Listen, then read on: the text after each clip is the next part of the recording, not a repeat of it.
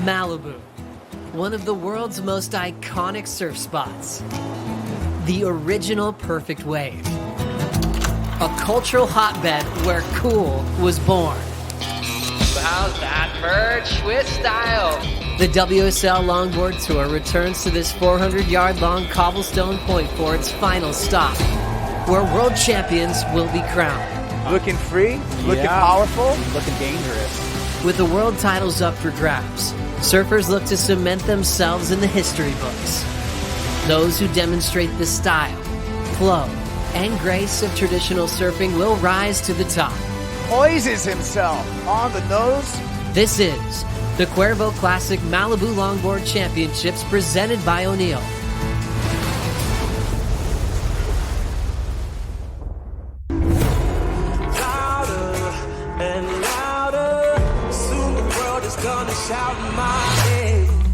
Falling across this thing, big hang 10.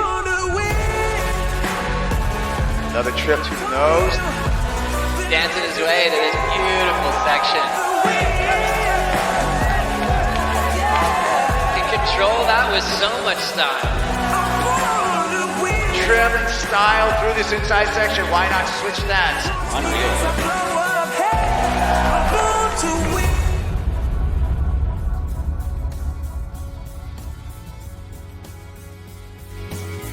Welcome to the Cuervo Classic Longboard Championship presented by O'Neill. We're here for the Dawn Patrol, and it is a glorious morning in Malibu. We couldn't be more thankful to be here and to see some fun little waves rolling down the point. My name is Shannon Hughes, joined in the booth here alongside two legendary longboarders in Sam Bleakley and Matt Chinoski. It's an honor to be able to call to action with you this week. Sam, how does it feel to be back on the call for the championships? Malibu, the iconic longboard wave. This is the crucible of longboarding. You know, every year new Groms discover the joy of longboarding here, and this is exactly the right place to be to crown world champions. Incredible. And Matt, you've been on the call with us for the first two events of the series, and now we're here to crown the champions. And there can't be any more fitting place. This is the longboarders' pipeline. You know, this is the place where modern day longboarding was popularized, and we're here to take it to that next level today for the world titles.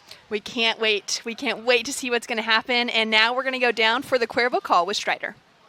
Thank you very much. Down here with waves look like they're coming up. What do you think? Yeah, we see some forerunners starting to fill in. So I think as the swell fills in, we'll have some great waves on tap all day. So we're going to get going with the women's first round? Yeah, we're going to start with the women's round one.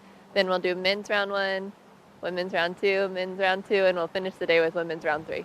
And we're looking at good waves coming through the day and tomorrow, right? Yeah, tomorrow when we crown world champions and the winners of this event, the waves are going to be pumping, so we're excited. Well, we can't wait to get this thing going. Back to you guys. Very excited. Thanks so much, Strider, on the Cuervo call, and Kira Seal for heading up the helm for longboarding now, and we've got some action arriving. Absolutely. I mean, it's going to be peaking on that finals day, which is what Kira expressed, and that's crucial. Today's elimination for some surfers into round three there. It's going to be really interesting to progress that far, but this is that key moment not to lose your world title campaign on day one. Well, talking about the forecast, let's take a look now at the Surfline forecast to see what we have in store for our 2 days of competition here at Malibu, with a little bit of swell increasing, but take us through it, Matt. Yeah, so we have that long period south-southwest swell that's been building through this whole week, actually, and Tuesday, and it'll peak into tomorrow afternoon. Today, we'll see. We're starting off pretty small with that offshore wind actually keeping things downplayed with a 18-second period, and that'll slowly taper down to a more consistent 17 seconds. We should see waves around the chest high, belly button to chest high range today. That'll be sort of on the higher tide this afternoon. And then tomorrow is the day. We have 3 to 4 feet faces, which should be around the shoulder high mark, and I think it's going to be very consistent with overlapping heats. Hopefully we see lots of surfing. And that lower period as well is going to favour the chance of consistent waves, so every surfer has a lot of opportunities. That's correct, and we have a pretty big tide range from the low tide in the middle of the day to the evening, so the surfers will get an opportunity to surf different faces of Malibu, as we have an offshore wind this morning and a light sea breeze this afternoon. It's going to be really exciting. We've got some swell building through tomorrow to crown our champions, and it'll be great to see those surfers that maybe are from the area, from the U.S. specifically, that have a little more experience here at Malibu, how that local knowledge pays off. But again, it's one of the most iconic waves in the world, and everyone in this draw has been here to surf in the past. Yeah, Matt told me about the Malibu magic of getting in the rhythm with this place, and that is crucial. You can be a local, you can know the lineup, but you've got to have that big moment today and tomorrow and really get in rhythm with this swell, in rhythm with your positioning, with your board, and with your mental attitude. It's going to be a great couple days of surfing. Well, stay tuned for more here on the Dawn Patrol as we take a look at our title races and who's in the running for world title.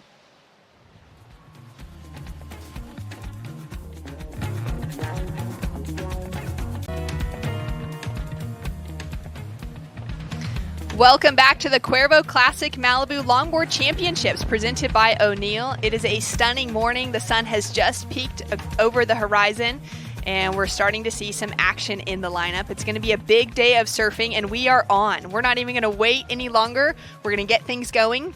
We'll be running through today. We're going to see some of those overlapping heats throughout the afternoon once we head into the round 3, and we're going to have a great day of surfing available tomorrow as well. Yeah, so many contenders up for the world title. You know, all 4 regular footers in the leading kind of top 4 of the men. It's going to be really exciting to see if a goofy footer could actually kind of make an upset. Yeah, absolutely. But not to forget, there's also a lot of people here for qualification purposes. But there's people down as far as 12th, 13th, 14th. If things go their way and the dominoes fall the right way, they could be in the chance for a world title. We'll just see how today rolls out. It'll be great to see how some of those numbers play through. We've had 2 events so far to kick off the World Longboard Tour, the Sydney Surf Pro in Manly, as well as the Vans Duct Tape at the U.S. Open in Huntington Beach. And we saw some great results from these surfers there in Manly.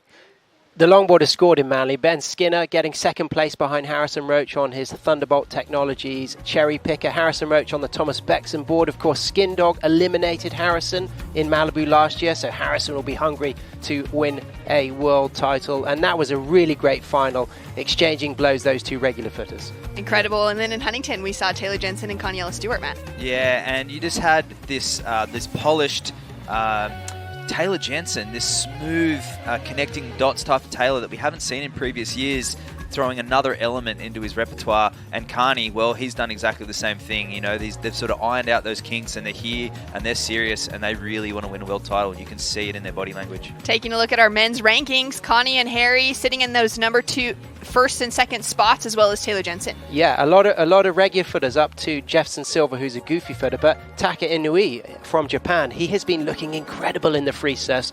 Such a talented individual. And don't forget, there's some surfers on that list that have only got 1 event to their name. They've only surfed in the 1 event.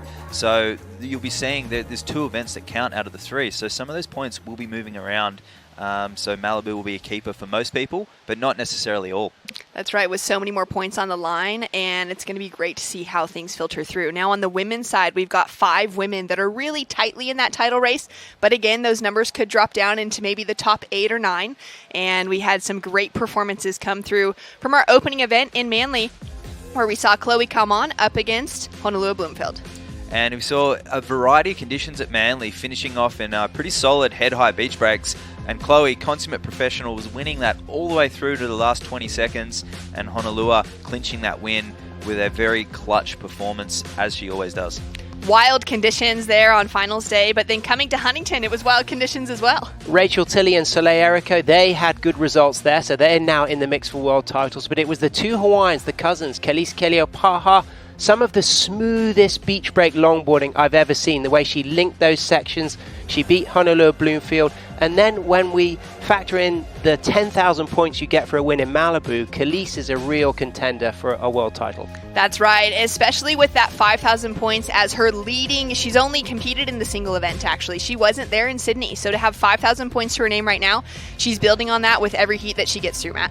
Absolutely, but there's a lot of those surfers that have surfed Malibu a lot. Khalees is one of those surfers, but we'll see if that knowledge of the break, those coalition events and that experience will come into play, because a lot of surfers haven't had uncrowded Malibu like we have in this event. And Sam, we've also got names like Caitlin Mickelson, who's, advanced through. She had a semifinal result in Huntington and is well in contention for that inaugural world title. Yeah, and also her mum, Maddox was getting his first waves yesterday, and Caitlin was looking really smooth in the free surfs. And what Caitlin has is she's got that timing and that drive out of the nose rides into those rail maneuvers. And I really like the all-round approach that Caitlin exhibits. And one of the other things to really pay attention to this week is not only that world titles are on the line, but that we've got surfers looking for requalification. Matt, we're going to see the surfers in those top 8 spots get that requalification for next year's tour. Exactly right, and having another chance to surf Malibu and aiming for next year, if the surfers can clinch that top 8 spot, they'll feel so confident going into next year with a schedule to be released, but knowing that they've done what they have to at Malibu, and next year could be a completely different ball game for them. Well, sitting at the top of the rankings on the women's side is none other than the 3-time world champion in Honolulua Bloomfield, and coming up next, we're going to talk more about her.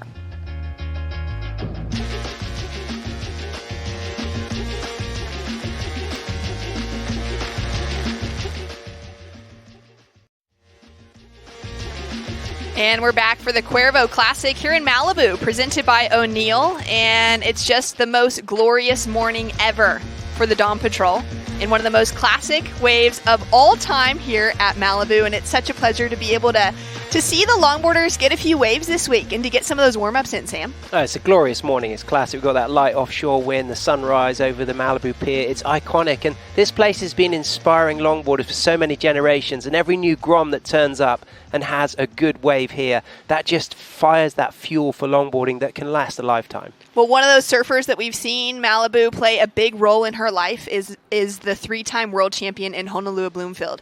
She's got some great victories out here in the past, and she took out her 3rd victory right here.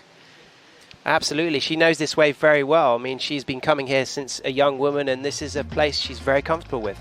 Taking a look at her road to her world titles, her first came from Taiwan, a couple back-to-back there. That was incredible on those big lefts on the Michael Takayama board, and she was so tuned in big contrast to the following event in small waves in New York on her Two Crows board, and she still looked strong and took that world title here at Malibu, Matt.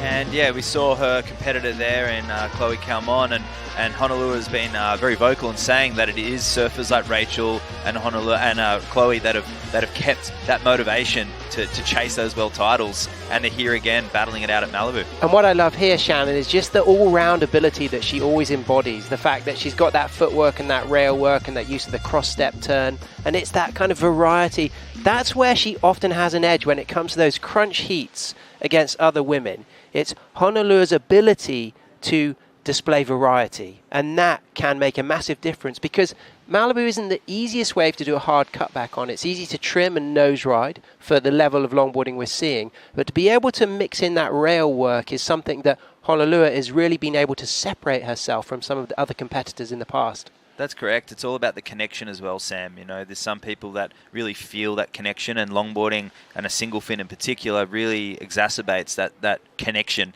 And we talk about connecting the dots, but linking the nose to the tail on a 9-foot board can be difficult. She makes it look seamless, but in all types of waves, which is crucial. Well, she's such a phenomenal surfer in all types of waves, shortboarding, longboarding, and to see her journey now to becoming a 3-time world champion in that hunt for a 4th has been incredible. Let's take a look at it now. My name is Honolulua Bloomfield, and I am from Haleiwa, Hawaii. I started surfing when I was 2. I was born into surfing. My parents both surfed. When I turned maybe 9, I really got interested in longboarding. I just loved it for loving it. Surfing was like my favorite thing in the world. My biggest inspiration was Carissa Moore growing up. She was from Hawaii and like the best kid ever. We would watch her videos and it was just so inspiring just to see how much she loved surfing.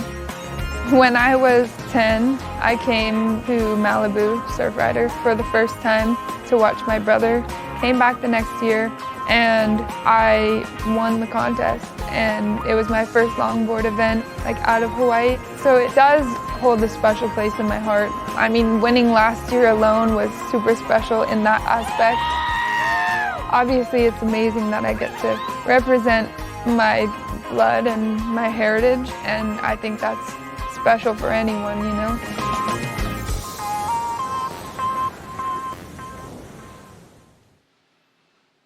Well, an incredible representative for our sport, for the sport of longboarding, for the culture of longboarding, and that coming out of the islands of Hawaii, out of Malibu here, and to be able to see Honolua now again in that race, again in that front-running position, and to be holding it down again in a year where we've had multiple events that count towards it. Sam, she's been that surfer that's taken out the world title every year that we've been able to hold it with multiple events. So that consistency's paid off for Honolua. Absolutely. You could see her reaction from gaining second place at Huntington against Khaleesi Keleopaha. She was happy about that because she knew she was carrying that victory already from Manly, having beaten Chloe Calmon. And she does thrive on these kind of tour situations. But she referenced heritage, history, and that's something that you cannot escape from at Malibu. The moment you paddle out here, you reconnect with the whole history of hot dogging, of the Malibu chip, of the explosion of modern surfing, of the likes of Lance Carson, of the modern era of Josh Fairber, of Cassia Meador, of all of the new people like Soleil Errico who are coming out of Malibu. And I think that the Hawaiians really respect the heritage of this surf rider break here at First Point.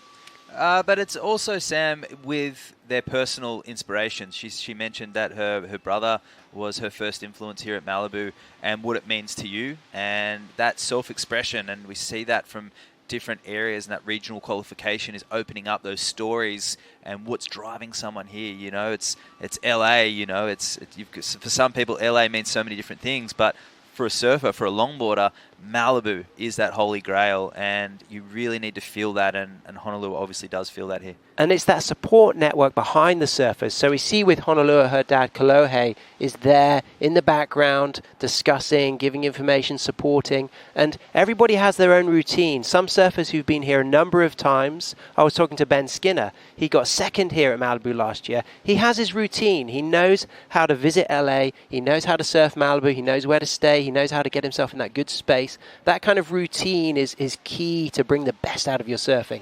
And coming from a coaching perspective, you can't fix something that's not broken. And a lot of the surfers on the tour in those top spots have been here before. They do have their processes, like Ben, you said, like Honolua, like Chloe, and they have that routine. It's a unique spot too, Sam, and you can't stay here on the sand like at other spots.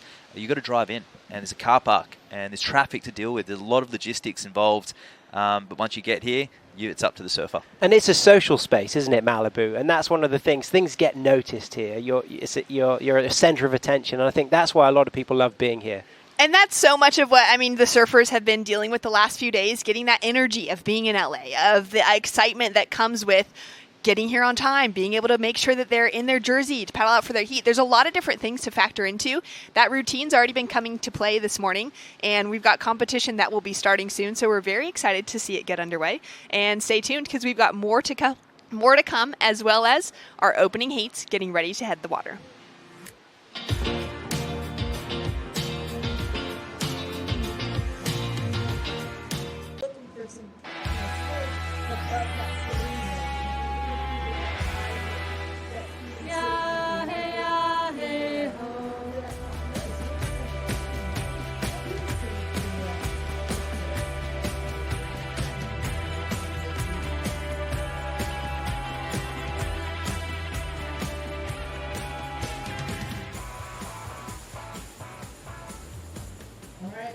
The WSL would like to formally recognize that Malibu is the traditional homelands of the Barbareño Ventureño Band of Mission Indians, who are one of the several bands of the original Chumash people of this area.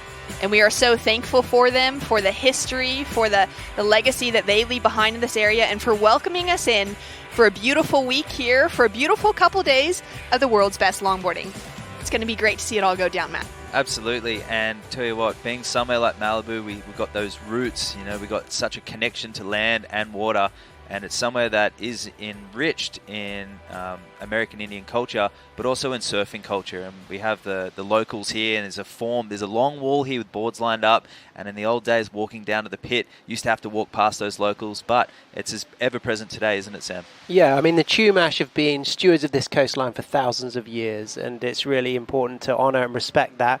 And the Surfrider Foundation was also formed in Malibu in 1984 with local surfers such as Lance Carson, who became proactive at protecting this environment. So beyond the performative surf culture that we're so familiar with, there's a real big cultural legacy here, and this event is going to celebrate that. It's going to celebrate that, and the WSL has already been celebrating that as well with WSL Pure, with the beach cleanup yesterday and having so many of the athletes down on the beach. We've also got Rising Tides. It's going to be happening this afternoon for a lot of the local Groms, boys and girls included. So you've got a lot of different things going on behind the scene to celebrate what Malibu has to offer for surfing. Yeah, and what it really gave in the longboard spectrum was the opportunity to perform. You know, the early surfboard shapers used to come down to the beach here and modify designs and then test them out in the water. This is the birthplace of hot dogging, the ability to climb and drop, to cross step, to generate speed, to stool, to nose ride, to be flashy. Some surfers preferred the more minimalist approach. Others preferred the more flamboyant approach. But this is still considered the ultimate canvas of longboard expression. Well, speaking of that longboard expression, we've got one of the best in the books from a judging perspective and a world champion herself in Tori Gilkerson. She's at the helm as our head judge this week and now heading up that head judge position for the World Longboard Tour. And she breaks down exactly what that judging panel will be looking for this week. The Cuervo Classic Malibu Longboard Championship. This is the culmination of the longboard season, where we'll be crowning a men's and women's world champion at one of the best longboard waves in the world, Malibu First Point. This is what the judges are going to be looking for at Malibu. The surfers have to perform controlled maneuvers in the critical part of the wave, utilizing the entire wave and board in the spirit of traditional longboarding. The surfers who do this with the highest degree of difficulty, the most style, flow, and grace, are going to get the highest scores. The following are key elements for the judges to consider: nose riding and rail surfing, critical part of the wave, variety, speed and power, commitment, control, and footwork. 3 important elements that are part of the longboard criteria are the words style, flow, and grace. Grace refers to simple elegance, the ability to be smooth and poised through critical moments. Quiet upper body, light and precise footwork, and full control makes for a graceful style. Each surfer has to perform committed maneuvers in critical sections, but whoever does those with the most style, flow, grace, smooth transitions, and everything looks seamless with continuous flow is going to get the highest score. At this level, the surfers are elite. They're the best longboarders in the world. They can all hit the critical sections and do the major maneuvers. But what's really special about good longboarding is all the moments in between. The footwork, the timing, being able to cross up off the nose and go straight into a turn, or come straight out of a turn and start walking with continuous flow. It's all those little moments that'll make a good wave an excellent wave. One of the most difficult and technical maneuvers in longboarding is hanging 10. If you can get on the nose, right in the pocket, feet together, flying down the line, it's really hard to do. It looks beautiful and it's going to get highly rewarded. One wave from last year that really stands out in my mind and defines the criteria for longboarding is this wave of Harrison Roach. Nose ride straight in the pocket, super critical section.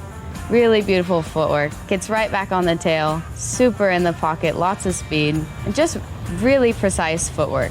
His feet are moving up and down the board the whole time with lots of flow, style, and grace. Malibu is one of the most special points in the world. First Point is the furthest south of all the peaks, and by the time the waves get down there, they're at this beautiful pace when they hit the rocks. Not too fast, not too slow. You couldn't have a more ideal wave for traditional longboarding and the surfers to express their personal styles.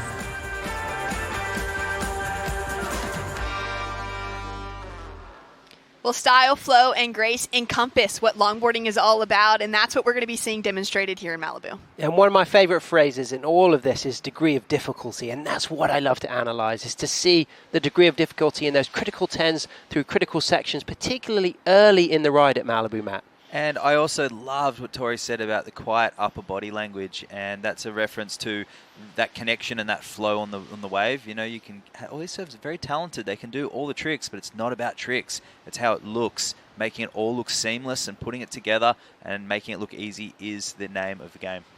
And it's one of the best things to be able to watch and to be able to celebrate. And I think for me personally as a longboarder, to be able to call the action alongside of the two of you, Sam and Matt, who are just such celebrated longboarders in your own rights, it'll be great to be able to see all those things and be able to break down the technicalities behind what we're watching this week. Yeah, it puts our hair on end when we see good longboarding, It really especially is. at this It's the wave. most exciting thing. Absolutely. I'm very curious to see where the switch stance will play in today and tomorrow, which Hawaiian surfers might use the switch stance regularly, if it'll be rewarded by the judges. I'm also very interested to see if anybody starts to throw in hang heels and taking that hang 10 a little bit further into the heels and some of that kind of walk back work that really is even harder to do than a hang 10. As long as it accentuates the function and the flow, those maneuvers can be very functional in the variety of the wave. And there's moments out here where a heel hang or a switch stance is very practical to get through the section. Well, Soleil Errico is one of the surfers that's from this local area. She's the 2018 World Longboard Champion, and she'll be paddling out this week to try and find herself with that second world title. Let's take a look at her journey to surfing one of the best waves in the world.